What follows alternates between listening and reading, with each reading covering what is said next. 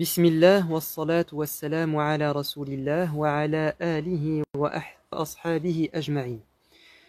Un nouvel épisode dans notre série Afin que mon cœur soit apaisé, et aujourd'hui nous nous intéressons à la question du destin.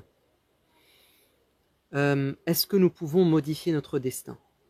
D'abord, que signifie al-qada ou al-qadar en islam, donc la prédestination, le destin? Après avoir éclairci cette notion, on pourra répondre facilement à la question qui fait l'objet de notre intervention. La croyance dans le destin, qu'il soit imparti au bien ou au mal, fait partie des 6 piliers de la foi. Il faut donc que ça soit une certitude dans notre cœur que le destin existe. Que signifie-t-il? Ça signifie que rien n'échappe à la connaissance de Dieu. Ça signifie tout d'abord, première grande idée qui fonde le concept du destin, c'est que Dieu est omniscient, il connaît le passé comme l'avenir, il connaît les choses apparentes comme les choses cachées, il connaît ce qui est à l'échelle macroscopique comme ce qui est microscopique, il sait tout à l'avance, et il sait même ce qui aurait pu se passer et qui ne s'est pas passé. C'est-à-dire finalement un futur hypothétique. La plus belle preuve, le plus bel exemple, c'est évidemment ce récit où le prophète Moïse rencontre l'homme mystérieux qui a reçu une connaissance divine, qui était inspirée par Dieu. Lorsque l'enfant va mourir sous les yeux de Moïse et que cela va l'exaspérer, Al-Khidr va lui apporter une explication en lui disant: cet enfant est mort en bas âge parce que Dieu savait qu'en grandissant, cet enfant allait s'égarer et être extrêmement méchant et malfaisant vis-à-vis de ses parents, et qu'il allait les pousser à devenir mécréants et à entrer en enfer. Donc il a voulu que cet enfant meure en bas âge, sûrement pour le mettre au paradis, et évidemment pour protéger ses parents, et Dieu va remplacer cet enfant par un autre. Cet enfant n'a pas grandi puisqu'il est mort jeune, mais Dieu savait ce que l'enfant aurait fait et qu'il n'a pas fait.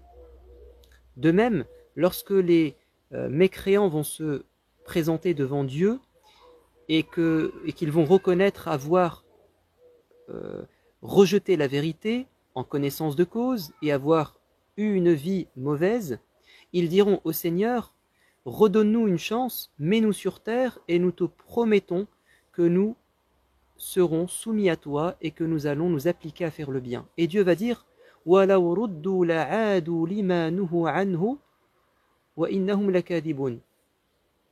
Si je les remettais sur terre, ils se comporteraient de la même manière, ils reviendraient à la même situation, et ils ne font que mentir. Donc Dieu sait ce que ces gens auraient fait s'ils avaient une deuxième chance, mais qu'ils n'ont pas fait. Donc le destin, c'est cette connaissance profonde, détaillée de Dieu, qui fait que rien ne lui échappe, dans le temps comme dans l'espace. Deuxième idée qui fonde cette notion de destin, c'est que les choses qui sont de l'ordre de la connaissance divine sont inscrites. Même la feuille qui tombe de l'arbre est inscrite dans un livre. Tout ce qui s'est passé, qui se passera, et qui ne s'est pas encore réalisé, est inscrit dans un livre qu'on appelle Ummul Kitab, le livre mère, qui se trouve auprès de Dieu. D'ailleurs, Dieu a créé comme première créature la plume, et il lui a dit d'écrire tout ce qui allait se passer jusqu'à la fin des temps, et ceci est conservé dans un livre bien gardé. Est-ce que cette connaissance de Dieu, de tout ce qui va se passer, c'est-à-dire de ce que nous allons faire et que nous n'avons pas encore fait, est-ce que cette connaissance divine influence nos prises de décision et nos choix? Pas du tout. Raison pour laquelle le destin n'est pas incompatible avec la liberté. Parce que la connaissance de Dieu nous échappe, donc, comme nous n'en avons pas conscience, on ne sait pas ce que Dieu sait de nos choix, ben nos choix sont libres. Donnons un exemple pour que ça soit plus clair. Imaginez-vous cette situation, un enseignant qui prépare ses élèves au bac depuis 40 ans, dit à ses élèves quelques jours ou quelques semaines avant les examens, révisez bien, surtout ces chapitres-là, suivez mes conseils et tout se passera bien. Les élèves ont quelques jours de révision, le professeur a pris sa liste d'élèves et il a écrit à côté de chaque nom qui aurait son bac et qui ne l'aurait pas et qui devra passer au rattrapage. Après les examens et les rattrapages, il va inviter ses anciens élèves à le rencontrer et il va leur dire, écoutez, ne me dites surtout pas vos résultats, c'est moi qui vais vous les révéler. Et il va prendre sa liste et dire ce qu'il avait écrit. Et il s'avère que tout ce qu'il avait prédit s'est réalisé. Imaginez-vous que l'un des élèves dise « Mais monsieur, je comprends pourquoi j'ai raté mon bac. C'est parce que vous aviez écrit avant les examens, à côté de mon nom, tu n'auras pas ton bac. » C'est une excuse et un prétexte et un argument qui ne tient pas la route, puisque cet élève n'était pas conscient de ce que ce maître avait écrit, et l'écriture n'a pas d'impact sur ses choix. C'est exactement pareil, enfin, à quelques différences près, de ce qui se passe avec Dieu et nous. C'est que Dieu a écrit à l'avance les choix que nous allions faire, mais ces choix restent libres. Comme votre enfant, à qui vous dites porte un manteau en sortant, car tu vas attraper froid. Je te préviens. Et votre enfant dit non, non, je refuse, je veux sortir en maillot. Et vous, vous êtes persuadé qu'il va tomber malade. Et effectivement, en revenant, cet enfant tombe malade. Et il vous dit, mais c'est ta faute, papa, c'est parce que tu m'avais dit que j'allais tomber malade que je suis tombé malade. Mais non, ce n'est pas parce que je l'ai dit, je l'ai pensé, je le savais, que c'est moi qui t'ai forcé à le faire. Très bien. Donc, Dieu sait à l'avance ce qui va se passer, mais cela ne nous empêche pas de prendre nos propres décisions. Maintenant, il y a une parole du prophète qui peut poser problème au premier abord. Et on va rentrer donc dans la question d'aujourd'hui, est-ce qu'on peut modifier son destin? Vous savez, le messager de Dieu a dit, en nous décrivant les étapes de la création de l'embryon dans le ventre de sa maman, il dit à 120 jours, après les 3 périodes de 40 jours, Dieu envoie un ange, l'ange des matrices, pour inscrire 4 choses. La subsistance de cet être vivant, son délai de vie, le bien, ses actions, et s'il sera heureux ou malheureux. Donc, il était écrit, et il a été décidé, et c'était écrit, alors que vous n'étiez même pas encore né, la subsistance que vous alliez acquérir, donc votre richesse, vos enfants, votre métier, votre voiture. Il était également écrit le temps que vous alliez passer à vivre. Si vous êtes quelqu'un d'heureux, c'est-à-dire si vous allez être heureux ici-bas et dans l'au-delà, ou bien malheureux, au sens où vous allez faire les mauvais choix. Certains pensent que cette écriture du destin est la preuve que nous sommes déterminés fatalement à être égarés, à être pauvres, à être bien guidés, à être riches. Pas du tout. Encore une fois, parce que l'écriture n'a pas d'influence sur nos choix puisqu'on les ignore. Maintenant, si il est écrit la richesse que je vais acquérir durant ma vie, ma subsistance, est-ce que je peux changer cette chose qui est inscrite? Est-ce que cette chose qui est inscrite au sujet de mon délai de vie, mon espérance de vie, peut être modifiée? Pourquoi est-ce qu'on se pose cette question?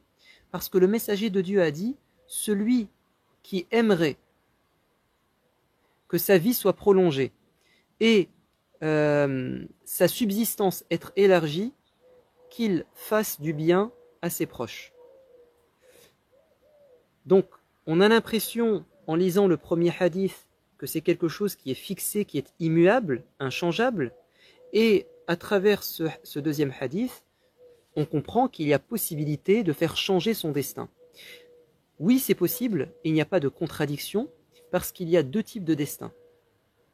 Il y a ce qu'on appelle le destin immuable, fixe, qui est inscrit dans le livre mère, qui correspond à la connaissance de Dieu, et la connaissance de Dieu ne change pas, puisque Dieu sait à l'avance ce qui va se passer, il ne se trompe pas, et vous avez un destin qui est mis sous condition, et qui donc peut être modifié.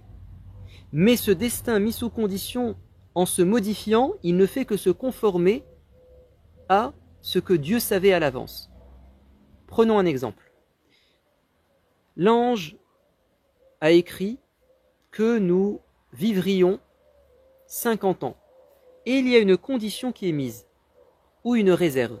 Il vivra 50 ans si il ne fait pas de bien à ses proches. Mais il vivra 10 ans de plus s'il fait du bien à ses parents, à ses enfants, à ses frères et sœurs. Et les deux options sont inscrites. Et ensuite, en fonction de ce que vous allez faire, l'une va être retenue et l'autre va être effacée. Alors, ce que l'on dit n'est pas une invention, c'est tiré d'un verset du Coran. Yamhu Allahu ma yasha'u wa yuthbit wa 'indahu ummul kitab. Dieu fait effacer ce qu'il veut et il confirme ce qu'il veut. Et il a auprès de lui le livre mère. Donc il fait effacer et confirmer ce qu'il veut dans le destin mis sous condition ou mis sous réserve. Mais il a auprès de lui le livre mère, c'est-à-dire celui où il n'y a aucune modification. Et ces modifications apparemment, ce destin qui est mis en suspension ou qui est mis sous condition, c'est ce que les anges écrivent. Et les savants disent que ces modifications se font durant la nuit du destin. C'est durant cette nuit que les décisions sont prises. Donc, il y a deux types de destin. Le destin immuable dans le livre mère, écrit dans le livre mère qui correspond à la connaissance de Dieu. Et vous avez un destin qui est révélé aux anges, écrit par eux, qui est mis sous condition. Et Dieu dira aux anges, voici ce que vous allez garder, voici ce que vous allez effacer en fonction du comportement des êtres humains, mais qu'évidemment Dieu savait à l'avance. Qu'est-ce qui peut changer notre destin? Nous avons dit le fait de faire du bien. Mais aussi, et je termine par cela, le fait de faire des invocations. Le messager de Dieu a dit, rien ne peut repousser le destin ou les malheurs si ce n'est les invocations. Pour quelle raison?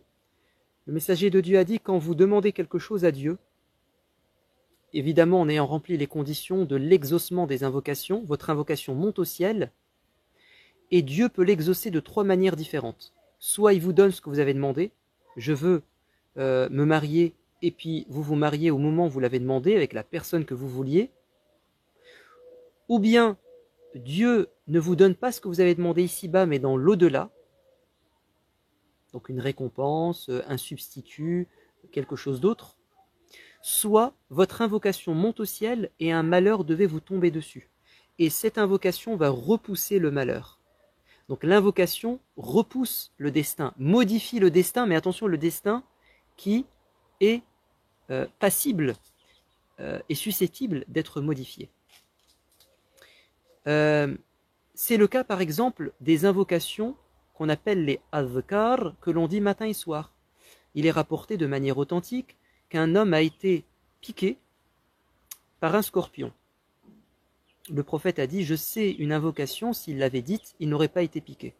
A'udhu bi kalimatillahi tammati min sharri ma khalaq. Ya Allah, je me mets sous ta protection au nom de tes paroles parfaites, contre le mal de tes créatures. Donc s'il avait dit ces invocations, cette invocation serait montée au ciel, et le malheur qui était prédestiné, mais dans le destin modifiable, aurait été repoussé.